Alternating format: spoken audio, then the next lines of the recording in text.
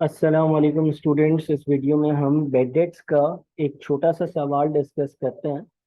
और ये सवाल आपके मई 2019 ए लेवल्स के पास पेपर्स का पेपर 22 का क्वेश्चन 3C है।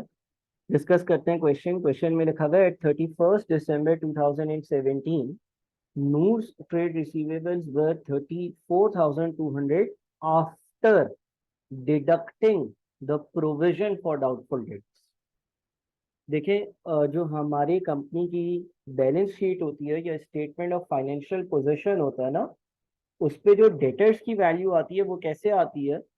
डेटर्स की एक पर्टिकुलर अमाउंट होती है डेटर्स के टी अकाउंट में, उसमें से हम प्रोविजन फॉर बेड डेट्स या डाउटफुल डेट्स को सब्ट्रैक्ट करते हैं, और फिर जो नेट अमाउंट बच जाती है ना, इसको हम नेट डेटर्स कहते हैं। ये प्रोविजन का बैलेंस माइनस करने के बाद होता है। इस तरह से हमारे पास जो है ना, वो बैलेंस शीट पर डेटर्स की वैल्यू आ रही होती है। यहाँ पर ये बात भी समझिएगा कि अगर आपको कोई प्रोविजन की सर्टेन परसेंटेज दी हुई है, तो ये वो परसेंटेज उस ऊपर वाले अमाउंट पर अप्लाई होती है, जिसको हम ग्रॉस डेटर्स भी कहते हैं। यहाँ पर ये जो 34,200 की वैल्यू दी हुई है ना, उसके बारे में उसने लिखा है after deducting the provision for doubtful dates. यानी कि ये जो 34,200 की वैल्यू है, हुआ ये होगा कि ये वाली वैल्यू आपको दी गई है 34,200। तो कोई ग्रॉस डेटर्स होंगे, उसमें से प्रोविजन माइनस हुई होगी, और फिर ये 34,200 बचा होगा। ठीक है, ये नेट अमाउंट है, नेट डेटर्स का अमाउंट है।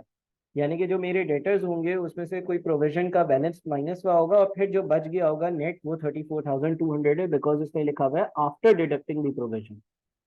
अच्छा, फिर लिखता है 31 December 2018 total trade receivables were 37,200। This total included the accounts of the following two credit customers, N limited 680, S Will 360। New decided to write off these two accounts. New decided to write off these two accounts का मतलब यह है कि नू ने यह फैसला किया कि हम जो ये दो ऊपर वैल्यूज आ रही हैं, इसको as a bad debt expense record करेंगे। जब हम बेडेड एक्सपेंस रिकॉर्ड करते हैं, तो हम बेडेड एक्सपेंस के अकाउंट को डेबिट करते हैं और डेटर्स के अकाउंट को क्रेडिट करते हैं।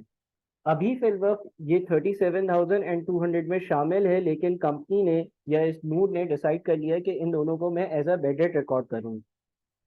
She will maintain her provision for doubtful debts at 5% of trade receivables. और फिर जो रिसीवेबल्स होंगे उस पर 5% की प्रोविजन बनेगी। कैलकुलेट द इंक्रीज और decrease in the provision for doubtful debts at 31 December 2018।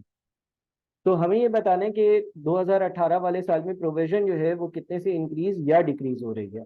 इसका मतलब हमें पहले चाहिए होगा कि ओपनिंग प्रोविजन कितनी है, फिर हमें चाहिए होगा कि क्लोजिंग प्रोविजन कितनी है, और फिर हम कंपेयर करके देखेंगे कि प्रोविजन में इंक्रीज है या डिक्रीज है। तो सबसे पहले हम ओपनिंग प्रोविजन की बात करते हैं। अच्छा, अब देखें कंपनी की पॉलिसी क्या है कि ट्रेड रिसीवेबल का 5% जो है वो प्रोविजन बनता है। अब जरा गौर से सुने। इसका मतलब अगर कंपनी के ग्रॉस डेटर्स 100 हैं, तो 100 का 5 बन जाएगी प्रोविजन, और बचेगा नेट जो कि होगा 95। या अगर कंपनी का जो ग्रॉस डेटर्स का अमाउंट है वो 200 है, तो प्रोविजन 200 का 5% यानी कि 10 बनेगा, और बच जाएगा 190। या अगर कंपनी के ग्रॉस डेटर्स 300 है, तो 300 का 5% यानी कि 15 का बनेगा प्रोविजन, और नेट बच जाएगा 285। ठीक है, ये आप मुख्तलिफ रेशियोज डेवलप कर देते हो कि अगर 100 के ग्रॉस डेटर्स होंगे तो 5% या 5 की प्रोविजन होगी और 95 नेट बचेगा। अगर 200 होंगे तो 200 का 5% यानी कि 10 की प्रोविजन होगी, 190 बचेगा। अगर 300 के डेटर्स होंगे तो 300 का 5% यानी कि 15 की प्रोविजन होगी और 285 बनेगा। अब जरा गौर से सुनिएगा, गौर से सुनिएगा। देखिए, हम ओपनिंग पे काम करते हैं। ये जो 34,200 है ना, ये आफ्टर प्रोविजन है, आफ्टर प्रोविजन, यानी कि ये ग्रॉस डेटर्स है नहीं। क्या ये प्रोविजन है? नहीं। ये क्या है? ये नेट डेटर्स है, नेट डेटर्स है। अब हम क्या करेंगे कि ये जो 34,200 दिया हुआ है ना, ये नेट दिया हुआ है। अगर लेट से डेटर्स 100 होते तो 5 प्रोविजन होती और 95 नेट डेटर्स होते, तो ये इन इटसेल्फ 95 पोर्शंस को रिफ्लेक्ट कर रहा है। अगर मुझे ये मालूम करना है ना कि साल के शुरू में यानी कि 31 दिसंबर 2017 को कंपनी के ग्रॉस डेटर्स कितने थे, प्रोविजन को माइनस करने से पहले डेटर्स कितने थे, तो हम ग्रॉसिंग अप करेंगे। ग्रॉसिंग अप कैसे करेंगे? 34,200 जो है वो 95 पोर्शंस रिप्रेजेंट करता है। इसको हम 95 से डिवाइड करेंगे और 100 से मल्टीप्लाई करेंगे। ठीक है, इसको कहते हैं ग्रॉसिंग अप टेक्निक, क्योंकि हमें रेशियोज के हिसाब से पता है ना कि अगर ग्रॉस 100 होता, 5 प्रोविजन होती और 95 नेट बचता। हमें रेशियोज के हिसाब से पता है अगर ग्रॉस 100 होता, 5 की प्रोविजन होती, 95 नेट बचता।